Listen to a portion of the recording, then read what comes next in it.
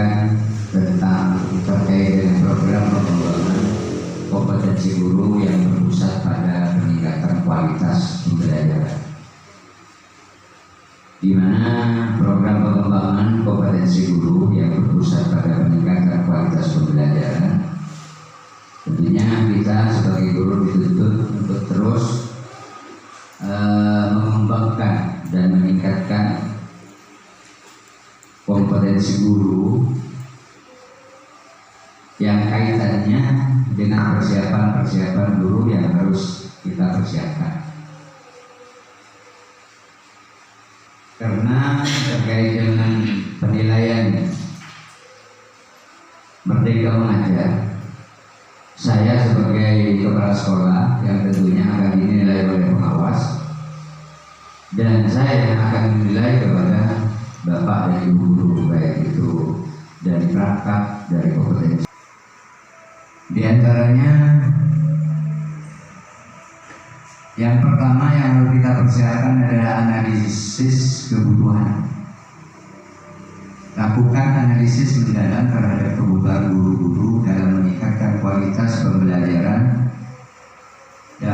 Ini dapat dilakukan kalau yang telah dilaksanakan oleh Bapak Ibu guru melalui survei. Tentunya saya selaku kepala sekolah melakukan observasi terhadap masing-masing guru, melakukan observasi kelas, ya masih mapel mata pelajaran yang telah proses pelaksanaan di kelas dengan melalui survei, berarti harus turun langsung ya. Yang kedua, wawancara atau evaluasi hasil pembelajaran sebelumnya. Bisa itu Bapak Ibu guru melakukan komunikasi atau diskusi dengan Bapak dan Ibu guru, satu mapel yang memang seperti ada tim, ya ada tim kita kumpul. Yang kejuruan Bapak Ibu guru diskusi dengan para guru yang ada di kejuruan. Terus demikian yang kita lakukan. Artinya ada 3 hal yang harus kita lakukan melalui survei, wawancara atau evaluasi hasil pembelajaran sebelumnya, yang endingnya menginginkan akan muncul kendala-kendala atau hasil yang positif yang telah dilakukan oleh Bapak dan Ibu guru. Ini yang pertama, ada perangkat. Selanjutnya ini yang tentunya hal yang harus dipersiapkan oleh Bapak Ibu guru sebelum mengajar, penetapan tujuan. Ada di perangkat pembelajaran, saya kira itu sudah paham semua kalau yang namanya guru. Tentukan tujuan-tujuan yang jelas dan terukur untuk program pengembangan kompetensi. Tujuan-tujuan ini harus terkait langsung dengan peningkatan kualitas pembelajaran seperti peningkatan pemahaman siswa, penerapan strategi pembelajaran yang efektif, atau peningkatan hasil akademik. Artinya dalam menetapkan tujuan dari hasil pembelajaran itu, Bapak dan Ibu guru harus mengukur, harus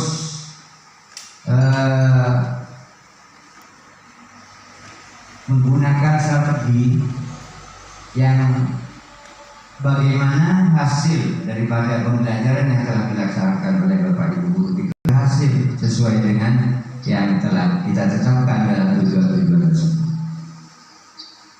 Jadi intinya kita bukan hanya asal-asalan menentukan tujuan dari satu materi. Tentunya muncul di sana tujuan apa yang kita harapkan.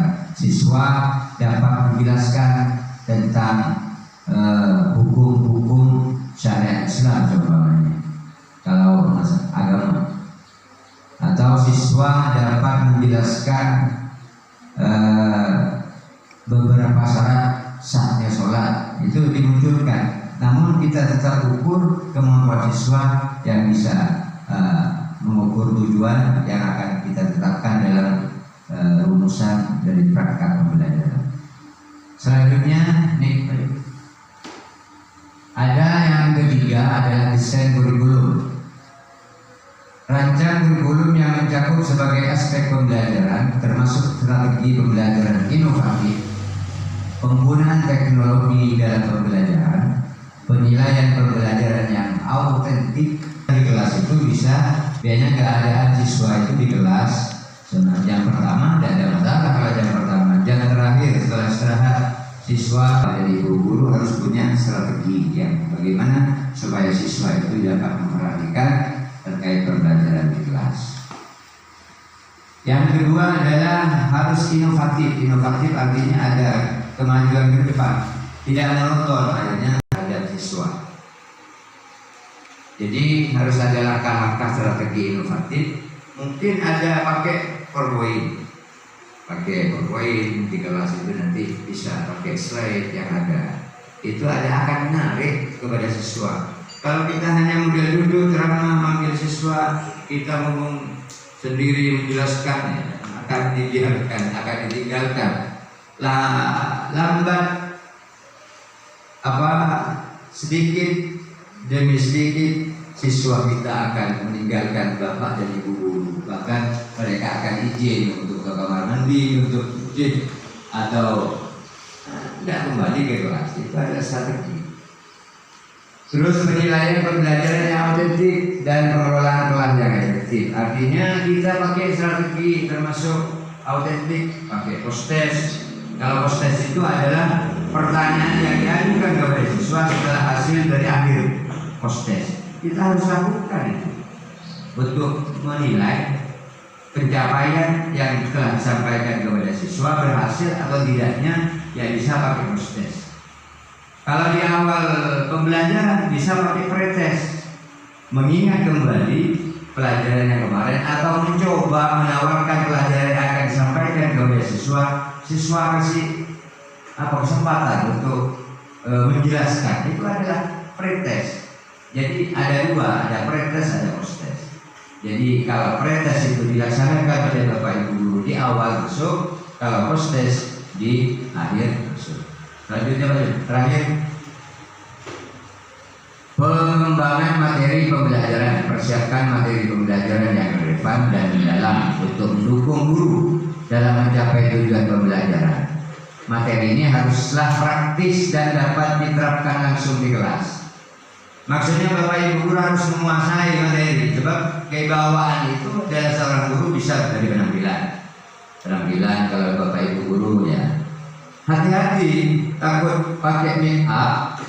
Nah, lip-lipnya nanti tidak rata, nanti diketawakan oleh siswanya. Tahu mereka. Jadi akan menarik penampilannya dan harus pakai parfum yang khas. Oh, ini Prof. Iko sudah datang karena parfumnya sudah, aromanya sudah sampai ke sini. Kelas sudah tahu apa siswa. Jadi itu, jadi harus menarik memang. Caranya harus menguasai. Kalau tidak menguasai materi akan kita tidak akan dibawa di kelas itu, tidak akan dibawa. Jadi harus belajar dulu. Jadi sebelum mengajar harus belajar. Sebab takut pinteran siswanya. Siswa sudah belajar dulu di YouTube.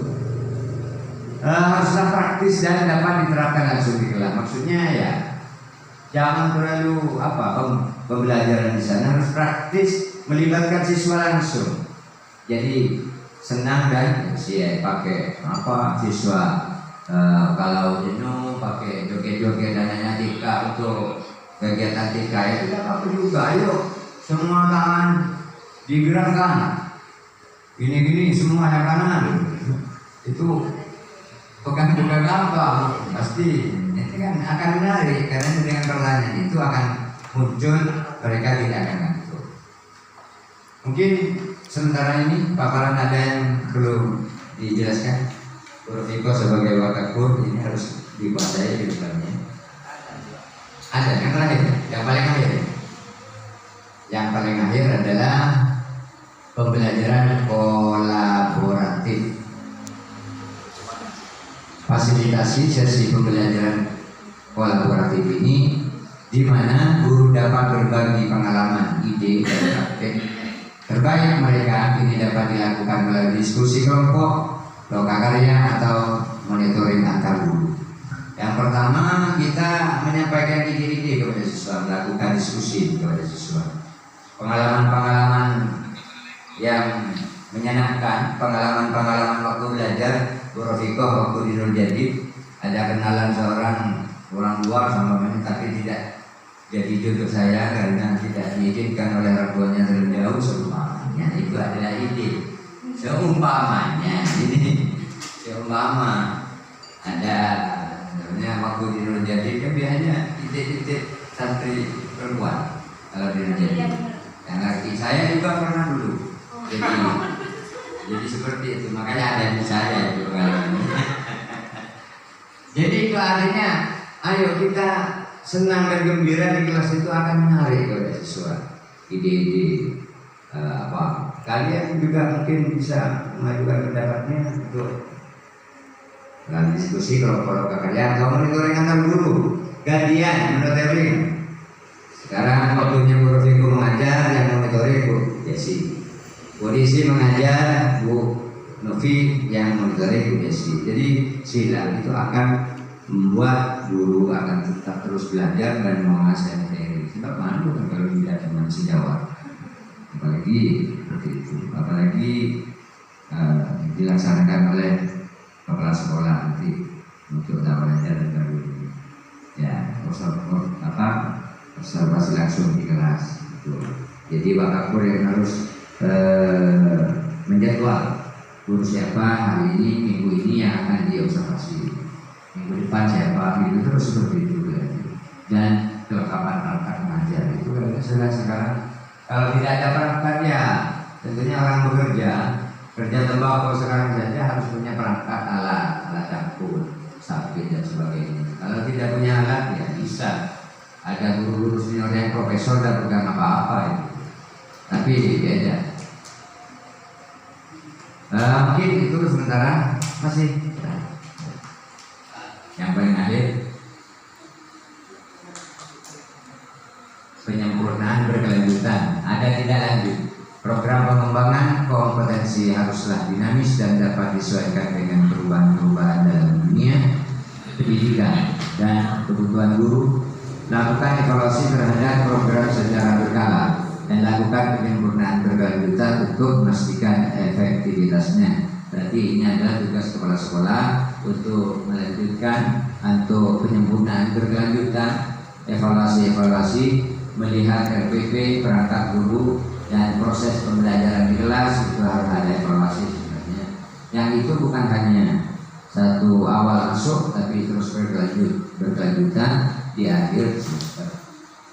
Mungkin itu sementara, itu nanti kita akan diskusi kalau memang ada waktu. Dari media terima kasih. Kalau tidak ada pertanyaan saya tutup acara ini. Terus ini adalah merupakan langkah awal. Mungkin Bapak dan Ibu guru bisa lihat di YouTube banyak materi-materi untuk di Merdeka Mengajar itu. Mungkin demikian. Wassalamualaikum warahmatullahi wabarakatuh.